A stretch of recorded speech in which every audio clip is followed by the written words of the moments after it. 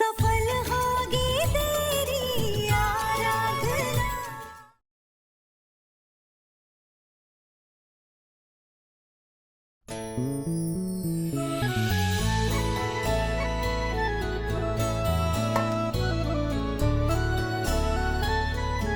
अरे वाह, रंगोली तो बहुत बढ़िया बनाई है आपने।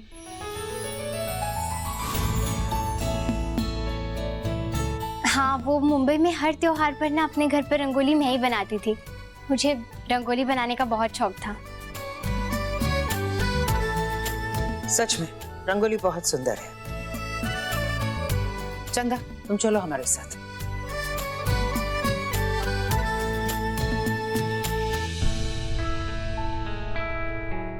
देविका जी, वो मैंने दियो की थाली ना तैयार करके वहाँ पे रखी है, तो पंडित जी जैसे ही आएंगे आप उन्हें दे दीजिएगा। मेरा वो कुछ काम बाकी है ना, तो मैं उसे खत्म करके आती हूँ। ठीक है।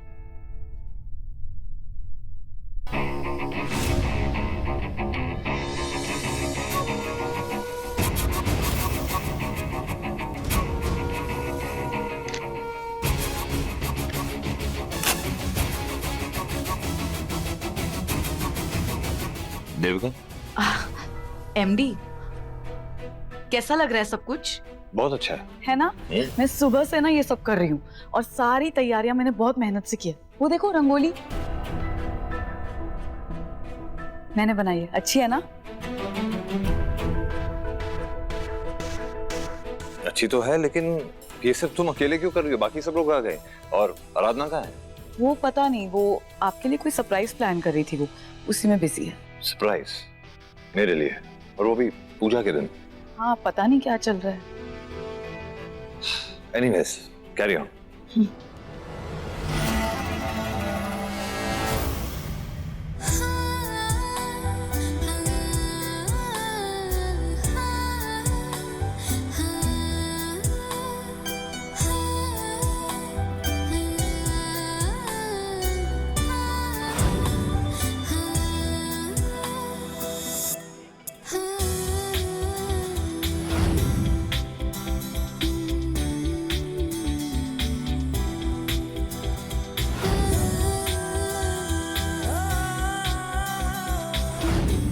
क्या आरू, तू भी क्या सोच रही है?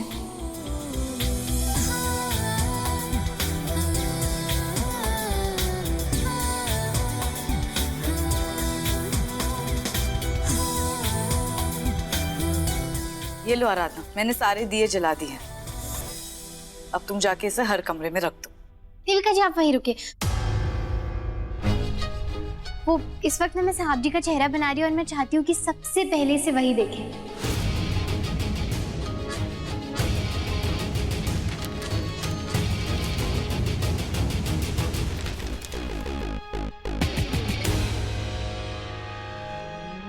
हर साल दामिनी दिए दिए रखती थी, पर अब तुम एमडी की वाइफ हो ना, तो अब तुम रखो। हाँ।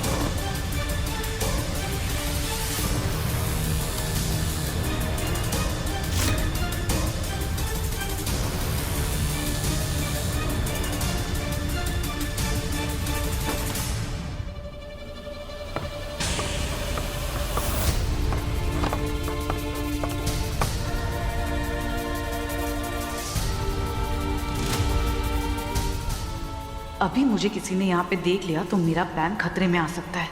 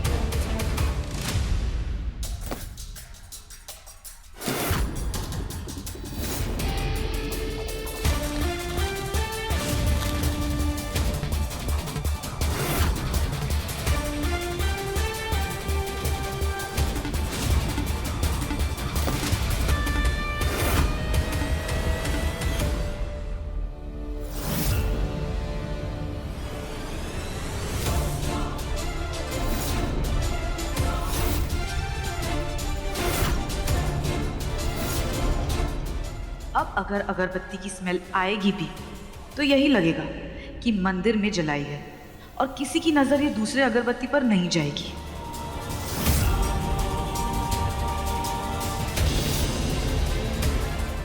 अब मेरे प्लान का दूसरा हिस्सा भी कंप्लीट हो गया।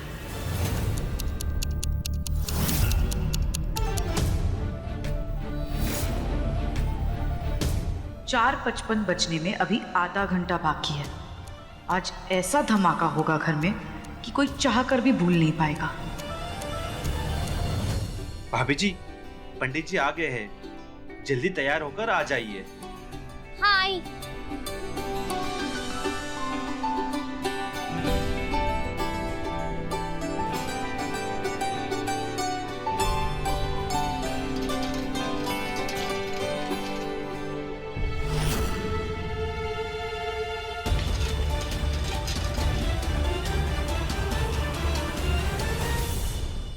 गजाननं भूतगणादिसहितं कपितजम्बोफलचारुभक्षणं मासुतं शोकविनाशकार्तं नमामि विघ्नेश्वरपादपङ्कजम्।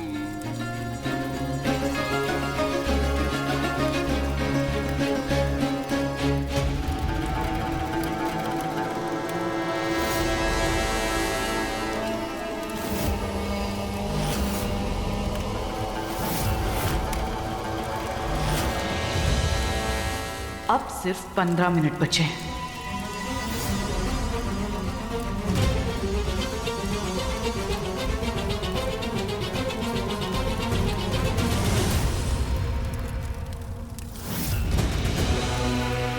मुझे इस कमरे से दूर ही रहना है ताकि किसी को मुझ पर शक ना हो।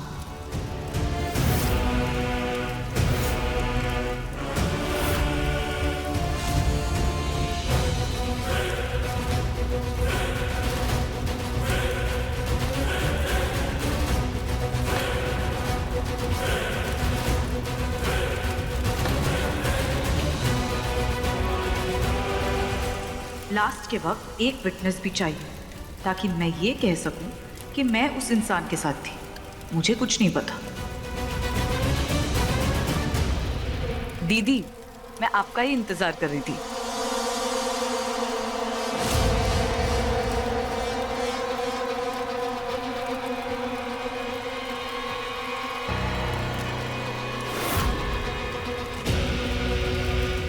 आठ मिनट।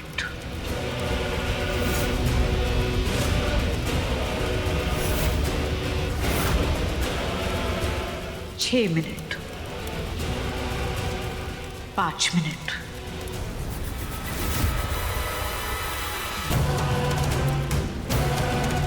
सॉरी विनायक, पर एमडी के मन में आराधना के लिए जिंदगी भर का जहर और नफरत घोलने के लिए मुझे ये करना ही पड़ेगा।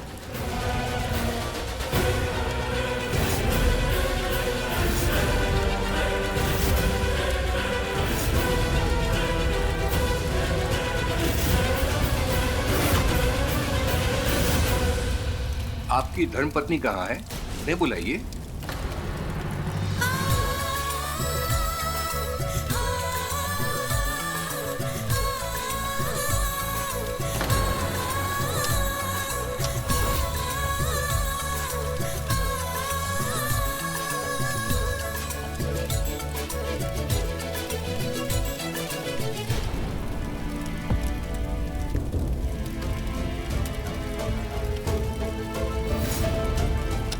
सिर्फ 3 मिनट और। हाथ जोड़ लीजिए। शिवे सर्वार्थ साधिके शरण्ये त्र्यंबके गौरी नारायणी नमोस्तुते नारायणी नमोस्तुते नारायणी नमोस्तुते। सिर्फ 2 मिनट बचे हैं।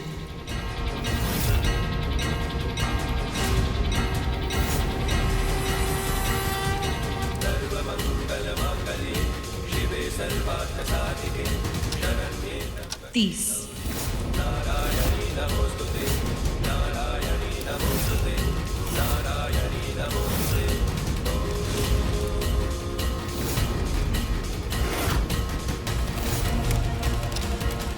10, 9।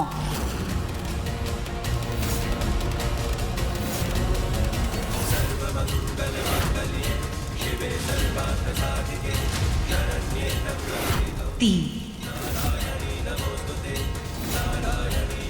दो,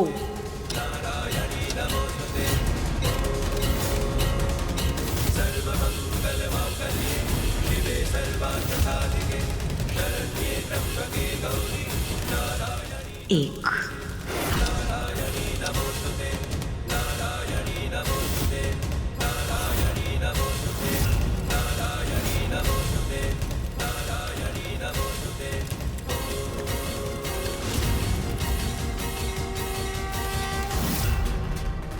हो गया धमाका।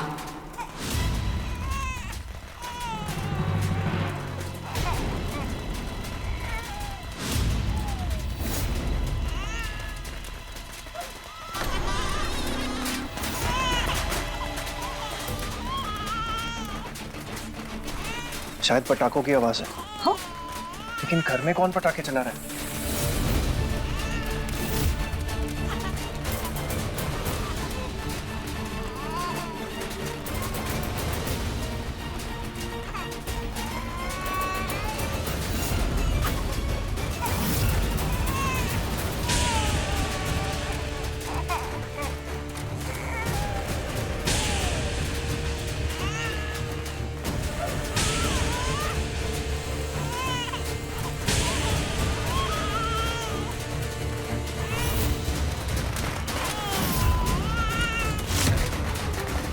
विनायक के रूम से आवाजें।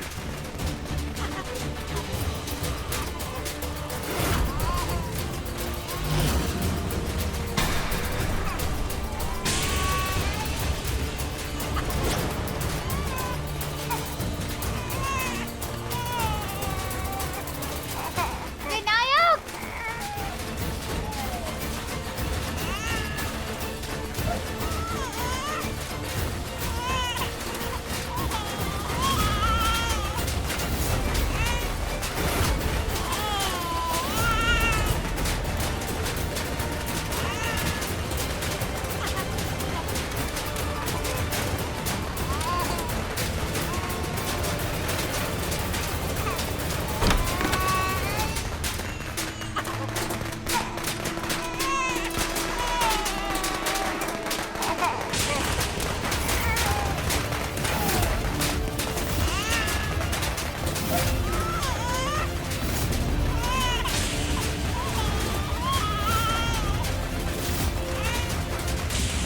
देविका!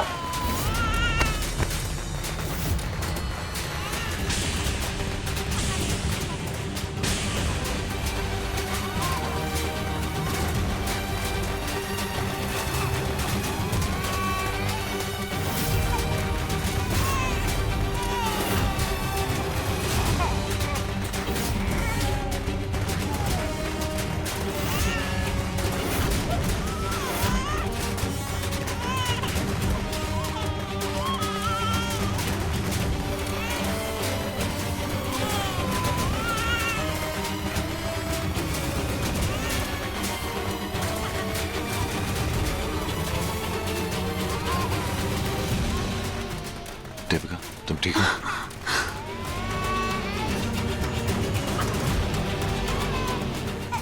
विनायक!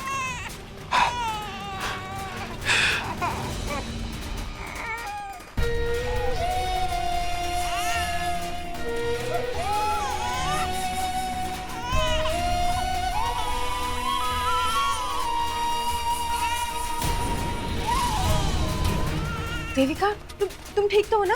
हाँ, मैं ठीक हूँ। आराधना, प्लीज देखो ना, विनायक को चोट तो नहीं लगी है ना?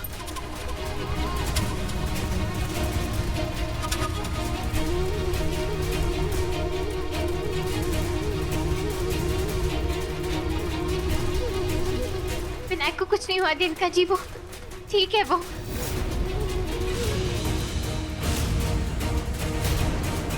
थैंक गॉड विनायक को कुछ नहीं हुआ। अगर हो जाता तो पता नहीं हम क्या करते। अरे खाक ठीक हो तुम? तुम्हारे पैर पे चोट लगी हुई। फर्स्ट एड बॉक्स लाओ जल्दी। तुम मेरे साथ चलो। मोहन, राजीव, अभी ऊपर आओ। चलिए थोड़ा दूर होते हैं।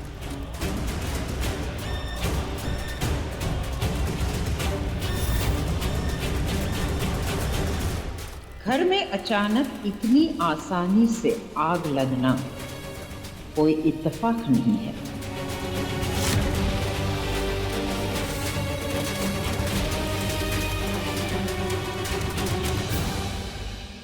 बेटा, आराम से, आराम से, आराम से।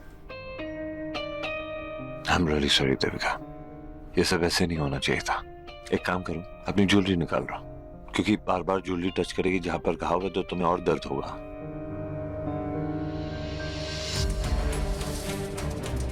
चंदा। जी भैया।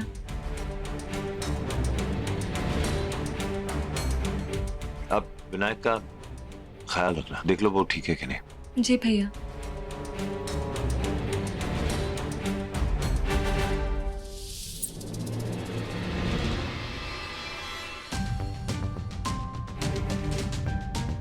दिखाओ, तुमको तो काफी जगह पे घाव मिल गए हैं।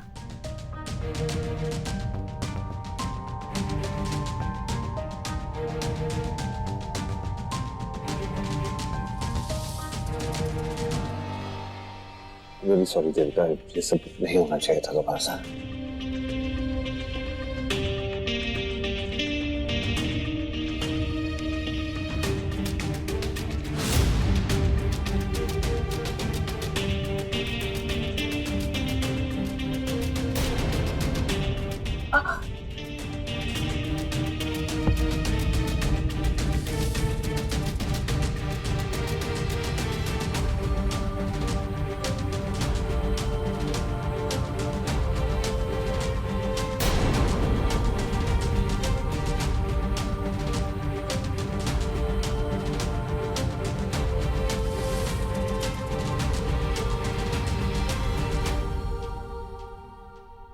पैर पे भी लगी थी ना तुम्हारे? It's okay MD. It's okay, वो तो मैं भी कह रहा हूँ। दिखाओ, it's fine. Oh God.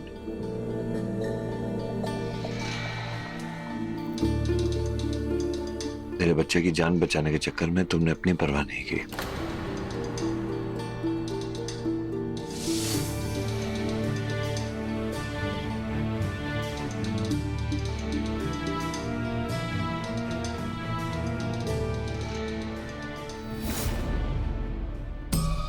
Of course, यही तो प्लान था मेरा। वो प्रशांत अपना मकसद पूरा नहीं कर पाया तो वो उसकी प्रॉब्लम है, मैं थोड़ी ना उसकी हर बात मानूंगी। मेरा मकसद, मेरी जिंदगी तुम हो एमडी।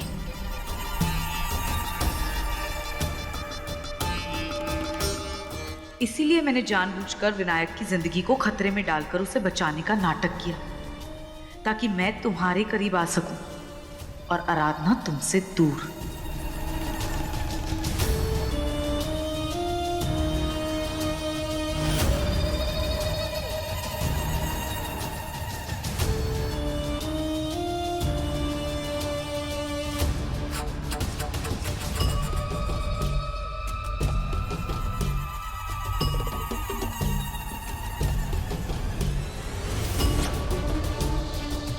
थैंक यू देविका जी, आपने मेरे बच्चे की जान बचा ली।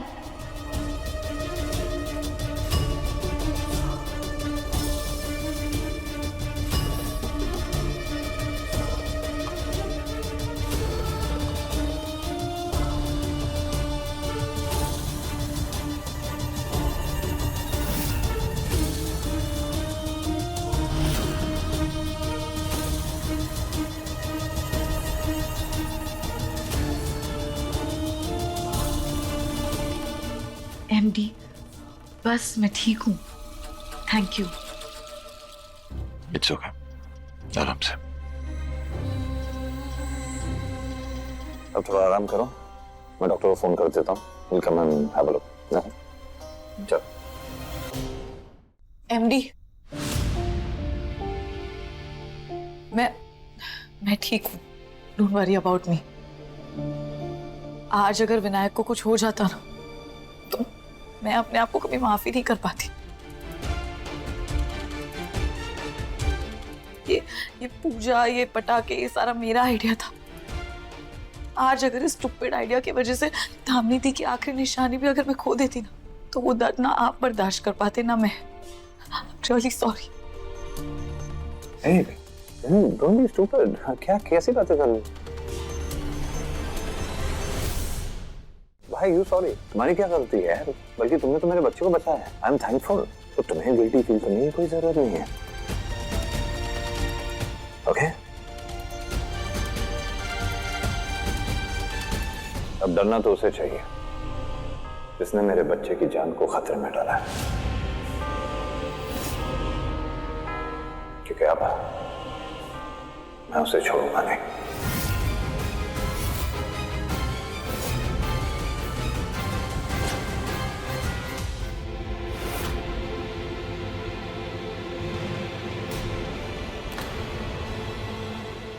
पहली बार इस घर में इतना बड़ा हादसा हुआ है. कुछ भी हो सकता था. आग लग सकती थी, बच्चे को कुछ हो जाता. सच सच बताओ, किसकी लापरवाही की वजह से ये सब कुछ हुआ है? चंदा, तुम लोगों का ध्यान किधर था? कोई विनायक के पास क्यों नहीं था? मैडम, वो आराधना दीदी विनायक को कमरे में लेकर गई थी. वो उसके पास थी, इसलिए हम में से कोई गया ही नहीं उस तरफ. हाँ, पूजा शुरू होने से पहले मैं ही विनायक को कमरे में सुलाकर गई थी. तो कमरे में पटाखे किसने रखे? जब तुम्हें पता था कि कमरे में पटाखे हैं, तो विनायक उस कमरे में क्यों था? ये देखो, ये पटाखे हैं. शाम को पूजा के बाद हम इसे जलाएंगे. और ये मेरे प्यारे भांजे विनायक के लिए, न्यू ईयर्स के लिए. एक सेकेंड, आराधना, देविका ने तुम्हें कुछ सामान और कपड़े कमरे में रखने के लिए कहा था ना? तुमने कहा था ना इसे? हाँ, पर आराधना, मैंने तो तुम्हें बताया था ना कि विनायक के कपड़े हमें प्ले रूम में रखने हैं और जो पटाखे वो स्टोर रूम में रखने हैं. अरे कहीं ऐसा तो नहीं कि तुमने गलती से कुछ ऊपर नीचे कर दिया हो? नहीं नहीं, मुझे याद है मैंने सब कुछ सही से किया था.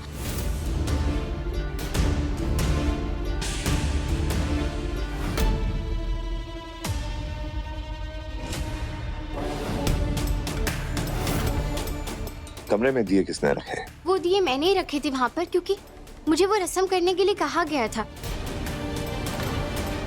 लेकिन मुझे याद है ठीक से कि मैंने वो दिए ऊपर रखे थे, नीचे नहीं.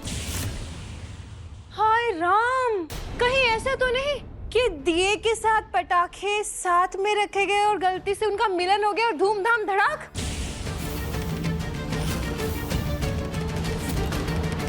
तो तुम्हारी लापरवाही की वजह से हुआ है आराधना. जिसे किस्मत का नाम देकर तुम बचना चाह रही थी. हे साहब जी, वो मैं... Shut up!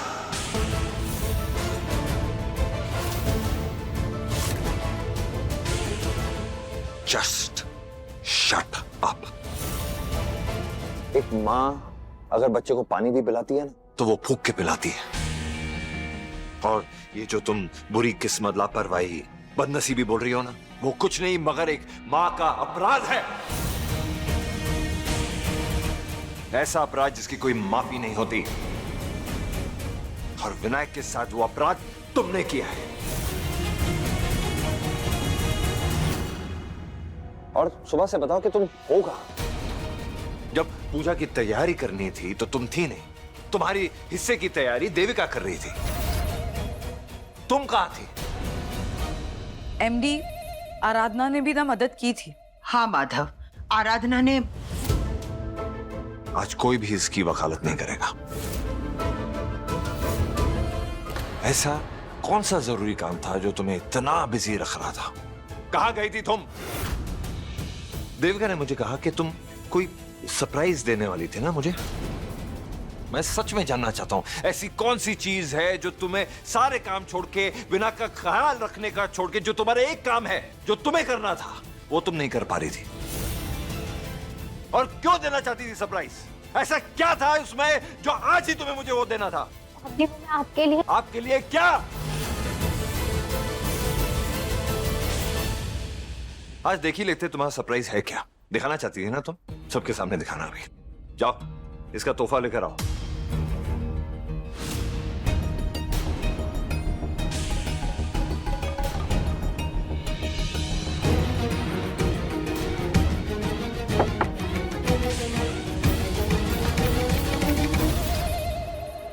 है ना तोहफा तुम्हारा? जो इतना खास है? क्या है ये? क्या बना क्या रही थी तुम? नए साल पर दामिनी जी आपको तोहफा देती थी ना, तो इसलिए मैंने सोचा कि इस बार मैं तोहफा? तो तुमने सोचा कि इस बार तुम तोहफा दोगी मुझे? चलो देख ही लेते हैं तुम्हारा तोहफा क्या है। नहीं साहब जी, आप इसे गुस्से में मत हटाइए। मैं चाहती हूँ कि आप शांत मन से चुपचाप खड़ी रहो था।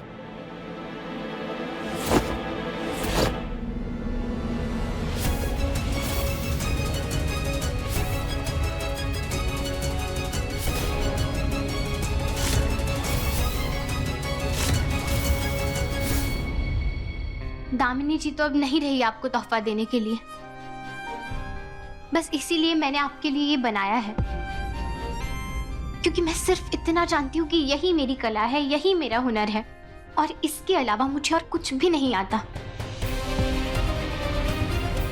इस नए साल पर मैं आपकी मुस्कुराहट वापस लौटाना चाहती हूँ, क्योंकि मैं जानती हूँ कि आपके होठों पर मुस्कुराहट इस चेहरे को ही देखकर आती है, क्योंकि ये चेहरा आपके लिए आपकी पूरी जिंदगी है।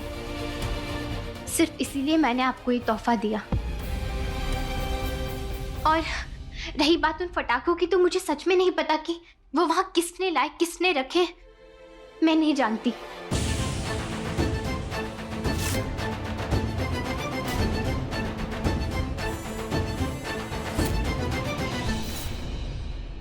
तुमने ये सोच भी कैसे लिया आराधना कि मूर्ति देख के मुझे खुशी मिलेगी? इस मूर्ति पे बने चेहरे देखकर मुझे सुकून मिलेगा? कि ऐसा तो नहीं कि तुम्हें लगने लगा है कि मेरी नजरों में तुम्हारी बहुत खास अहमियत है? कि ऐसा तो नहीं कि तुम खुद को दामिनी का दर्जा देने लगी हो?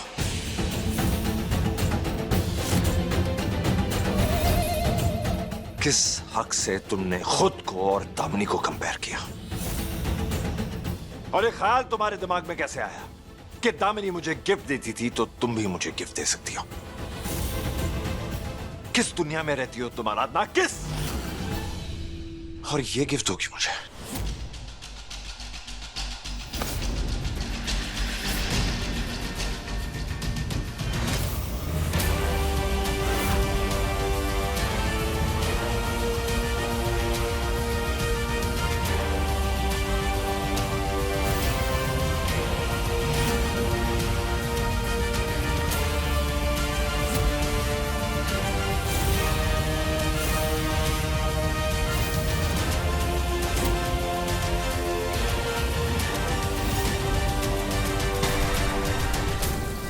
क्या है?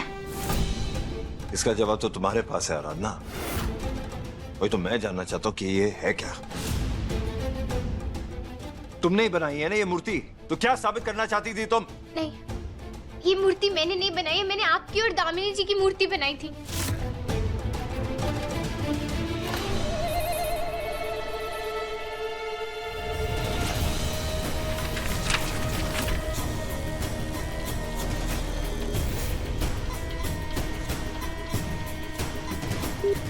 हेलो, ये मूर्ति आके एक्सचेंज कर दो जल्दी।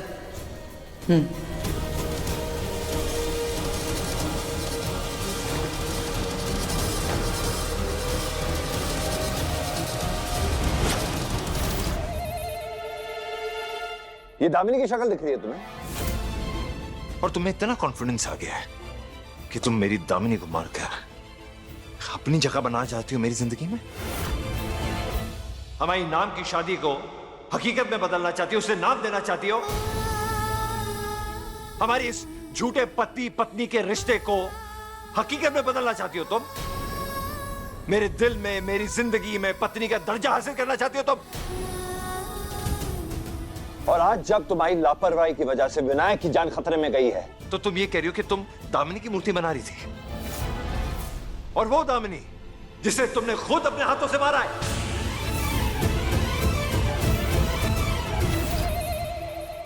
साहब जी, आप मेरा यकीन कीजिए, मैंने ऐसा कुछ नहीं किया, मैं झूठ नहीं बोल रही। देविका जी, मैंने आपसे कहा था ना कि मैं साहब जी को तोहफा देना चाह रही हूँ, उनकी और दामिनी जी की मूर्ति बनाकर दे रही हूँ उन्हें मैं। आराधना, तुमने मुझे बताया था, पर तुमने मुझे मूर्ति नहीं दिखाई थी।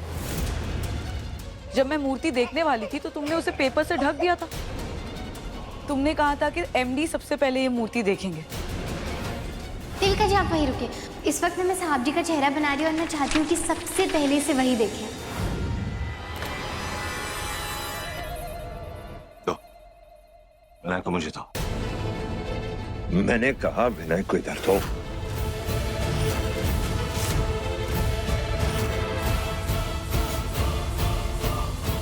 You know what, आराधना, बहुत सही सजा दी थी मैंने तुम्हें विनायक को तुमसे दूर करके।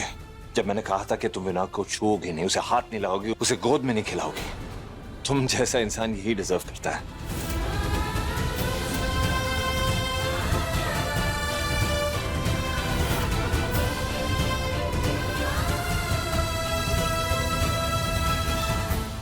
मुझे वाकई लगता था कि मैंने अपनी जिंदगी में हर किस्म का इंसान देख लिया है, लेकिन तुम जैसा इंसान मैंने आज तक जिंदगी में नहीं देखा। आई एम रियली सरप्राइज आराधना कि अपनी खुदगर्जी, अपने मतलब, अपने लालच के लिए कोई इतनी हदें कैसे पार कर सकता है।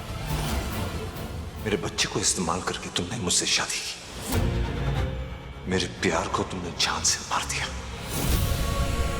पर ऐसे झूठे खेल खेले तुमने कि एक वक्त के लिए मुझे भी कन्विंस कर दिया कि शायद मैं ही गलत हूं। विनायक को तुमसे दूर करके बहुत बड़ा पाप कर रहा हूं मैं। लेकिन आज तुम्हारी इस हरकत ने मेरे शक को, मेरी गलतफहमी को, सबको मिटा दिया। मैं बिल्कुल सही था आराधना तुम्हारे बारे में, क्योंकि तुम मेरे बेटे विनायक से तो प्यार करती नहीं, उसे बस एक ढाल बनाकर, हथियार बनाकर तुम इस्तेमाल कर रही थी। उच्च तक पहुंचने का, अपने लालच को पूरा करने का जरिया बनाया तुमने मेरे बेटे को। विनायक को जन्म देना तुमने सिर्फ अपना काम समझा, कोई ममता नहीं थी तुम्हारे दिल में उसके लिए। इसलिए इतनी आसानी से आज उसे मरने के लिए छोड़ दिया तुमने। विनायक की मां सिर्फ दामिनी है, तुम नहीं।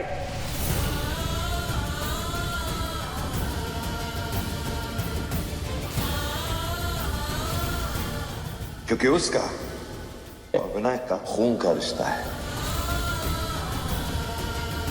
And you know what? खून खून होता है, और विनायक तुम्हारा खून नहीं है, क्योंकि तुमने सिर्फ पैसों के लिए उसका सौदा किया और कुछ नहीं। तुमने बस विनायक का इस्तेमाल किया, मुझे ब्लैकमेल करके मुझसे शादी करने के लिए। इसलिए कभी दिल से तुमने उसकी परवाह की ही नहीं। अरे जब एक मासूम के सर से उसके मां का साया छीनते वक्त तुम्हें कोई फर्क नहीं पड़ा, तो अब क्या फर्क पड़ेगा तुम्हें? उसके आंसू, उसका रोना तुम्हारे दिल तक कभी पहुंचा ही नहीं। अरे शुक्र मनाओ कि देविका को अपने भांजे का दर्द सुनाई दिया, उसकी चीख सुनाई दी, उसका रोना सुनाई दिया, तब उसकी तरफ भागी। अगर आज वो नहीं होती ना, तो आज मेरा विनायक नहीं होता। और पता है क्यों? क्योंकि उसका और विनायक का खून का रिश्ता है। 1.5 साल से पाल रही हो ना तुम, लेकिन इस 1.5 साल में उतना प्यार तुम विनायक को दे नहीं पाई जो देविका ने 2 हफ्ते में दे दी, मासी बनकर।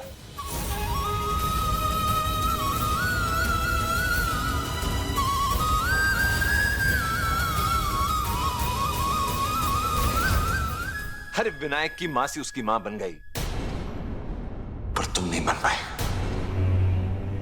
पता है क्यों? क्योंकि उसकी रगों में तुम्हारा खून नहीं है आराधना। तुम सिर्फ दिखावे में ना उसकी मां बनने का दावा करती हो और कुछ नहीं। अगर आज विनायक को कुछ हो जाता ना आराधना, तो कसम से आज मैं तुम्हारी जान ले लेता।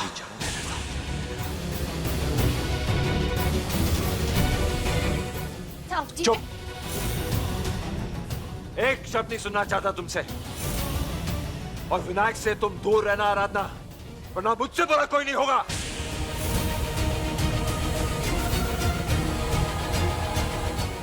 दीदी, मैंने कहा था ना आपसे कि मैं आराधना के साथ पूजा में नहीं बैठने वाला, तो फिर क्यों जिद किया आपने?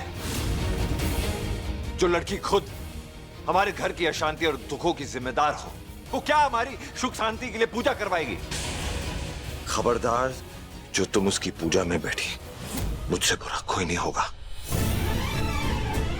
इस लड़की का साया भी नहीं पड़ेगा मेरी दामिनी की पवित्र पूजा पर। क्या बात कर रहे हो तुम माधव? पूजा में ये तुम्हारे साथ नहीं बैठेगी तो कौन बैठेगा?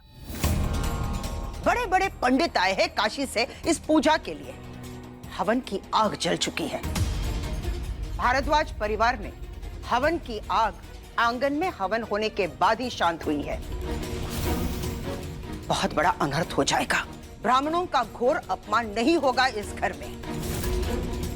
और वैसे भी माधव, ये पूजा विनायक के लिए की जा रही है। कम से कम उसके बारे में तो सोचो। आप सही कह रही है, पूजा तो होके रहेगी दीदी। इस पूजा में मैं विनायक के साथ जरूर बैठूंगा। और तुम्हारी इस पूजा में विनायक और मेरे साथ सिर्फ देविका बैठेगी।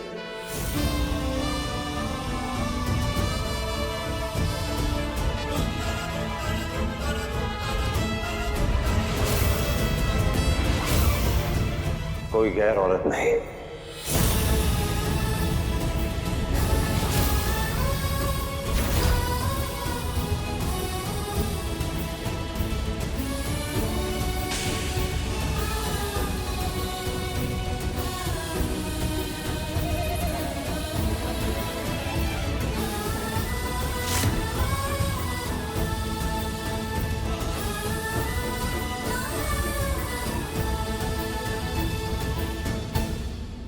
विनायक की मां सिर्फ दामिनी है, तुम नहीं।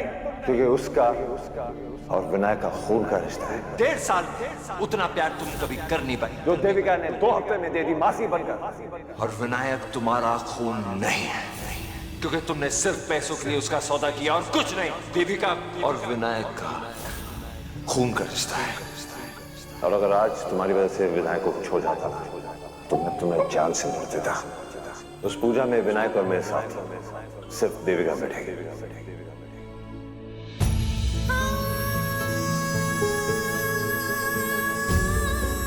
अन्ना जी, कैसे इतनी आसानी से कह दिया साहब जी ने कि मैं विनायक की मां नहीं? मेरी ममता एक दिखावा है। भले ही मेरा उससे कोई खून का रिश्ता नहीं है, लेकिन मैंने उसे जन्म दिया है, उसे पाला है ना। तो क्या सिर्फ खून के रिश्ते ही रिश्ते होते हैं? दिल के रिश्ते की कोई अहमियत नहीं?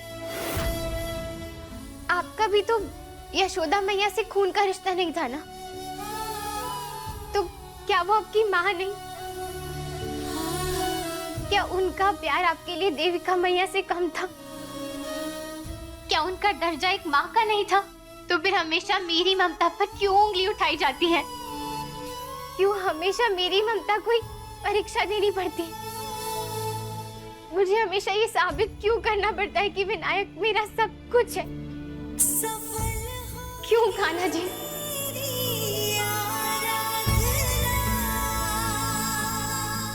ओम सोमाय स्वाहा, ओम मंगलाय स्वाहा।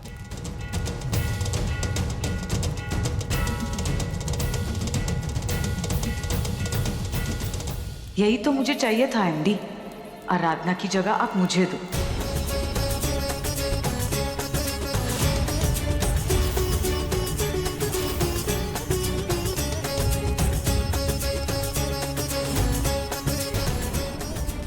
आराधना इतनी लापरवाह नहीं है कि अपने बच्चे के लिए कमरे में पठा के ऐसे ही छोड़ देगी। कोई तो ऐसी बात है जो सामने होकर भी नजर नहीं आ रही है।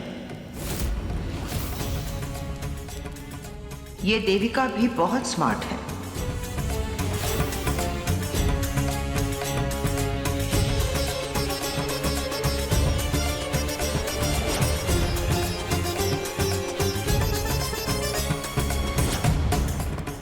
मुझे जितना याद है मैंने पटाखे स्टोर रूम में ही रखे थे। फिर वो विनायक के कमरे में कैसे आए? या सच में पूजा की तैयारियों में मुझसे कहीं कोई गलती हो गई?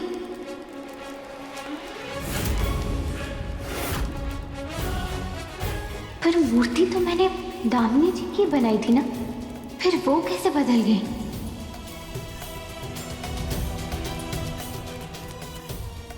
इस परिवार ने मुझे कभी नहीं अपनाया। कहीं फिर से तो किसी ने मेरे खिलाफ कोई साजिश नहीं की, जिससे साहब जी मुझसे नफरत करें और मैं इस घर से चली जाऊं। लेकिन आज तो बात मेरे बच्चे पर आ गई थी, उसकी जान खतरे में थी।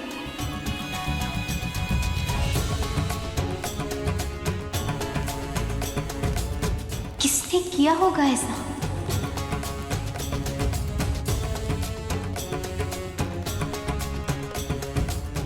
मेनका दीदी, पर ये तो एक हफ्ते से मेरे साथ अच्छे से पेश आ रही है, मेरी मदद कर रही है।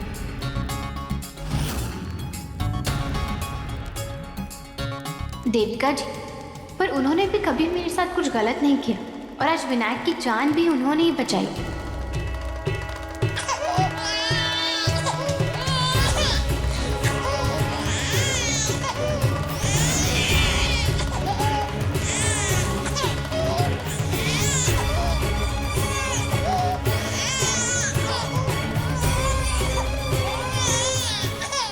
बापा, मैं ऐसे चक्रव्यूह में फंस गई हूँ कि मुझे कुछ समझ ही नहीं आ रहा है। अब आप इससे निकलने का रास्ता दिखाइए।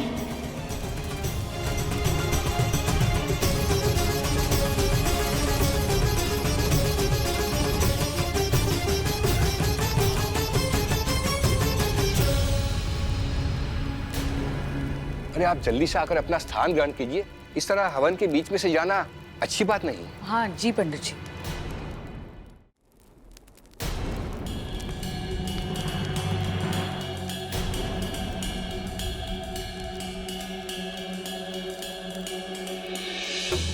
आराधना, जरा मेरी डोरी बांध दो। अच्छा।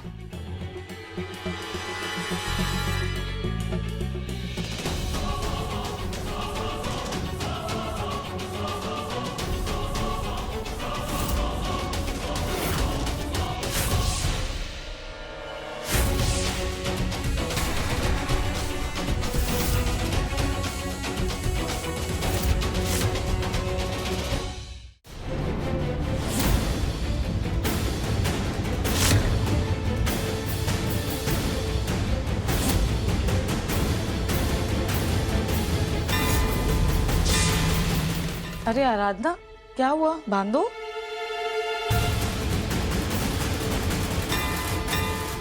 Thank you. ये तो वही निशान है जो उस दिन गाड़ी में उस नकली दामिनी के गले में मैंने देखा था। अपने पसंदीदा शो के फुल एपिसोड देखने के लिए अभी डाउनलोड करें दंगल प्ले ऐप।